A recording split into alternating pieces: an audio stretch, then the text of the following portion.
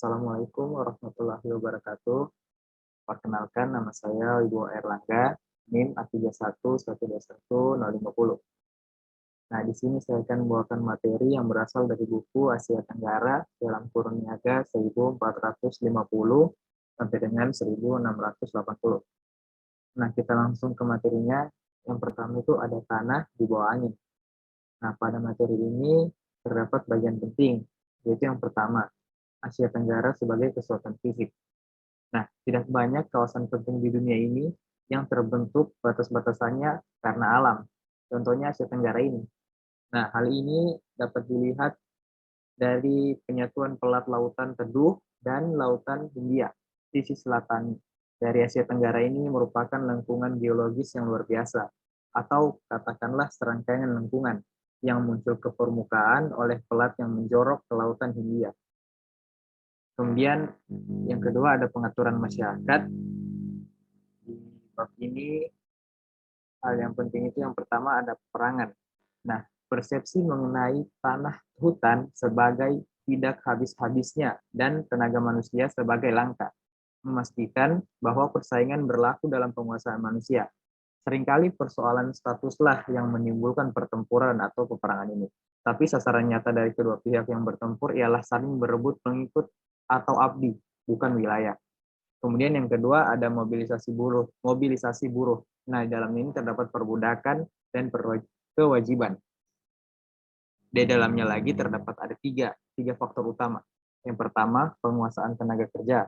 Yang kedua, transaksi manusia. Yang ketiga, perlindungan hukum dan finansial. Kemudian yang ketiga, ada keadilan dan hukum.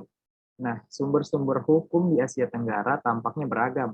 Pada abad ke-16 dan abad ke-17, kitab-kitab hukum Islam menjadi berpengaruh. Di pihak lain, tradisi-tradisi lisan setempat secara terus-menerus ditafsirkan oleh para tetua-tetua di desa. Raja-raja terkuat tampaknya memiliki kekuatan hukum monolitik. Sedangkan di banyak daerah setiap desa dan komunitas etnis mempertahankan sistem peradilannya sendiri. Kemudian yang keempat ada hubungan seksual. Nah, hubungan antara pria dan wanita merupakan salah satu aspek kehidupan sosial di mana pola di Asia Tenggara terlihat sangat jelas.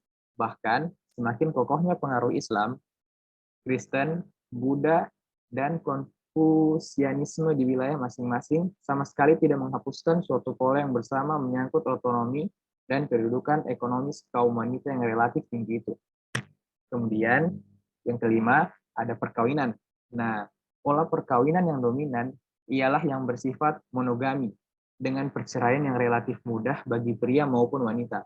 Di kalangan raja-raja terdapat pengecualian yang mencolok terhadap ketentuan monogami ini.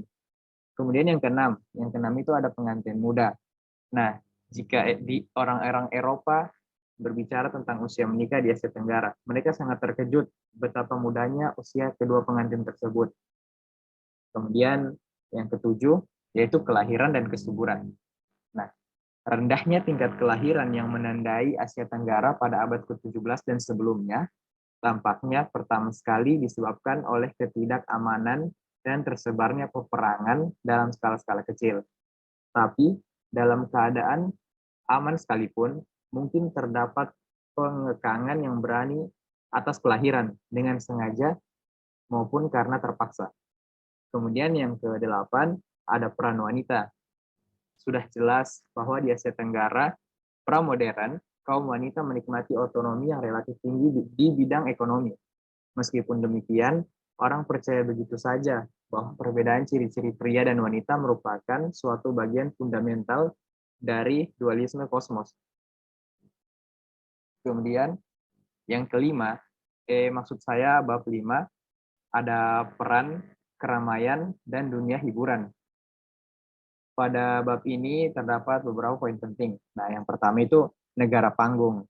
Pesta-pesta kerajaan dan agama memberi kesempatan bagi raja untuk mempertunjukkan diri di hadapan rakyatnya dengan segenap keagungannya, dengan kalangan istana, para pejabat, prajurit, pengikut, bahkan orang-orang asing yang semuanya diberi tempat sebagaimana mestinya dalam arak-arakan kerajaan. Kemudian yang kedua, ada pertandingan dan perlombaan.